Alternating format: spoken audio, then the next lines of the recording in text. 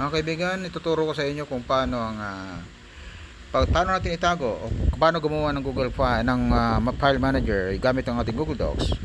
Mga kaibigan, ganito ang gagawin ninyo, ano? Pag download niyo na po yung inyong Google Docs, tulad sa akin, maraming laman ang aking Google Docs.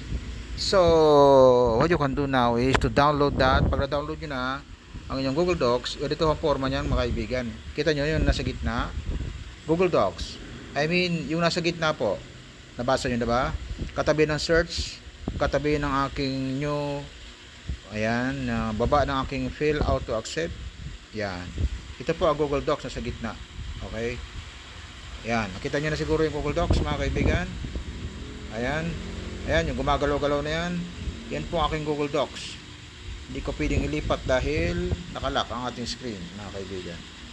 Ngayon, ano bang meron sa Google Docs? Ito lang, mga kaibigan. Pag kayo po ay mag-store ng mahalagang photo, ganito yan. Halimbawa po, ang gusto nyong itago sa inyong picture, sa inyong gallery ay ito. Yan po ay mahalaga. Minsan, kailangan bunutin natin yan. Ayan, mga kaibigan. O kaya gusto nyong i-share sa inyong kaibigan. Ano ba magtatanong? Ano ba mga kailangan? So, ang maganda, kung gusto mong itago ito, ayaw nyo itong mabura, mga kaibigan. Ano? Pag ayaw nyo mabura ang isang mahalagang picture katulad ng certificates, ang gawin nyo ganito, mga kaibigan. Sa pamamagitan ng inyong Google Docs, ang gagawin nyo, magbukas muna kayo ng Google Docs nyo, katulad nyan. And then, dito sa baba, merong star dito. Sa baba, wait lang ha, pakita natin sa inyo. Wait. Okay, ito, mga kaibigan. Ulitin ko. Ito, magbukas ka ng Google Docs. Buksan mo yung Google Docs mo.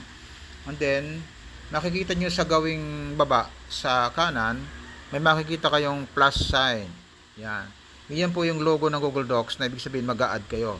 Okay, mga kaibigan, by the way, I am using Android phone. Hindi pa ako gumagamit ng laptop sa ngayon habang nakikipag-usap sa inyo. So, I am doing this using my own Android. Hindi po laptop. Pero ang result looks like a laptop, mga kaibigan. Okay, 1, 2, 3, 4. Click natin yung plus. Ayan. And then, piliin mo yung pinakamababa. Yan. Yung new docs file. Yan. Ngayon, lagyan nyo muna ng pamagat kasi baka maligaw kayo. So, yung paglalagay ng pamagat, mga kaibigan, title, piliin nyo yung tatlong dots na nandyan sa kanan, sa taas. Yan. Yung nasa taas, ito. Click ko na ha. Yung nasa taas na yan. Yan. Op, wait. Nasobrahan. Ulit. Yung nasa taas na yan, i-click nyo. Yan. And then, lilitaw tong bagay na to, tong menu na to. Pag lumitaw yan, i-click nyo ho yung mismong untitled document. I-click nyo lang yan, mismong untitled document. Yan mismo, i-click nyo yan.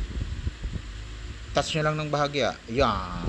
And then, nakikita nyo, untitled documents. Palitan nyo yung title na yan. Ang gawin nyo, i-click nyo lang yung na-shaden yan na yan at mawawala yan. O kaya, iburahin nyo. Pag hindi nawala, burahin nyo. So, ito, burahin nyo yan. Yan. And then, pag nabura nyo na, ilagay mo yung title mong gusto mong, kung anong title ang gusto mong itawag doon. So, para sa akin, dapat dyan, tawagin nating VIP pictures na lang. Okay. Very important photo. Yan. Alright. VIP. Burahin mo yan. VIP photos. Ayan. Okay, meron na. Okay, i-click mo lang yung VIP photos mo na yan. Ayan, meron na yan. So, banat ka na ngayon dito.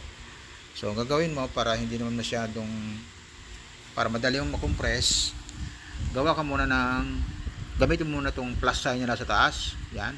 Click mo. And then, i-click mo itong table na nasa baba. Yan. Ang gawin mo, bawasan mo to. Isa lang ang gawin mo. Yan. Gawin mo lang uno yan lahat. Okay? And then, insert table. Yan ang resulta niyan. Ngayon, dyan ka ngayon maglagay ng photo. Paano ang gagawin natin dyan? I-click mo ulit yung plus, taas, and then sa baba, yung image. Yan, image. And then from photos. Yan. Yan. Lalabas na ngayon yung isa sa mga photo na yon.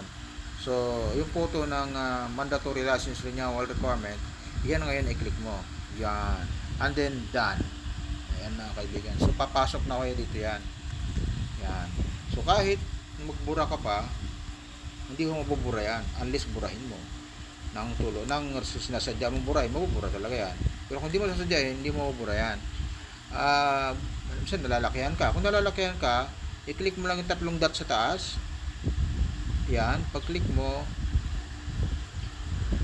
By the way, ganito mga kaibigan ha, kasi naka-active yung ating check, edit. Yan, taas. Pagka-clinic nyo yan, mag-i-edit na kayo. Kaya, siguraduhin nyo na hindi kayo makakapag-edit. Okay, nandiyan na, kita nyo, nandiyan VIP photos. So, pag clinic mo yung VIP photo, isa lang naman nilagay mo dyan, nakikita nyo na. Ngayon, pag hindi mo mapaliit, mapapalaki mo pero hindi mo maliit, masagad. Yun ang kagandahan nung ginagyan natin ng box. So, ang gagawin mo, i-click mo na tatlong dot na yan. Yan, pag na-click mo na yan, i-print layout mo. Picturean mo yung print layout, i-toggle on mo yan. Yan, para lumiit. So, ngayon, naka-print layout na. So, pwede mo itong lakihan ngayon. Pwede mo ngayon sa plate picturean. Gusto mo. Ayan, mga kaibigan. So, pwede mo i-share na ito. Kahit di mo na palakihin, i-share mo na yan. Pwede. Paano pag-share niya ng photo na yan? Yung buong file na yan, i-click mo lang yan. And then, share, export. Yan, ganun lang kasimple. O kaya, make a copy. Pag nag-make a copy ka, mag-download yan, mga kaibigan. Okay? So, the best, picture mo na lang ulit. Screenshot mo ulit, tapos i-edit mo. Yun, lalabas mo, mga kaibigan. Kasi, malinaw pa eh. Kahit screenshot mo yan, share mo sa kaibigan mo kung ano yung requirement. Mabilis, di ba? At least meron kang original file, nandyan. Pagka birth certificate naman yan, ganun din ang resulta niyan, nandyan lagi. So, itong Google Docs na to, mahalaga. Bakit? Pwede mo siyang gawing file manager. Okay, mga kaibigan.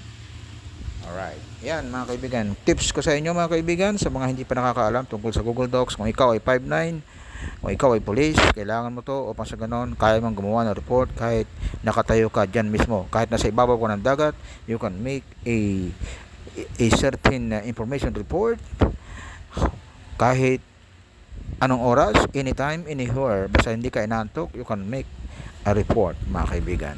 And you can even sign a report without using a ballpen, mga kaibigan. Maraming salamat.